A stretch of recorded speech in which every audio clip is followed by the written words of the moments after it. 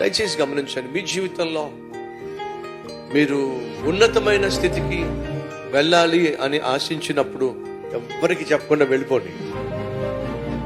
వెళ్ళినప్పుడు ఎలాగో తెలుస్తుంది వాళ్ళకి. ఓ మంచి ఇల్లు కొనుక్కోవాలనుకుంటున్నారా? కొనేంత వరకు ఎవరికి చెప్పండి, కొన్న తర్వాత అందరికి ఎలాగో తెలుస్తుంది.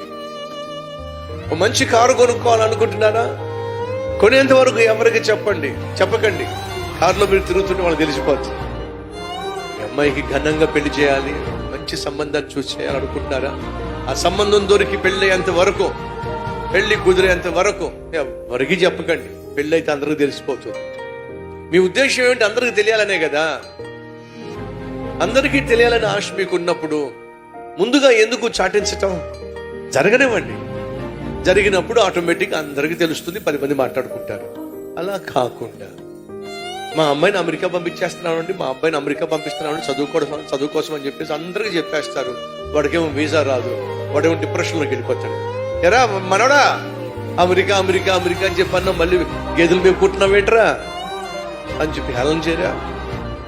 ఆస్ట్రేలియా వెళ్ళిపోతాను అని చెప్పి అన్నావు కదరా, మరేంటి అందరి ముందు తిరుగుతున్నా చేతులు కలుపుకుంటా? ఏమైంది ఆస్ట్రేలియా? హేళన కదా. కాబట్టి జీవితంలో కొన్ని సత్యాలు, కొన్ని విషయాలు, కొన్ని విజయాలు సాధించేంత వరకు ఎవరికి చెప్పకపోవడమే మంచిది.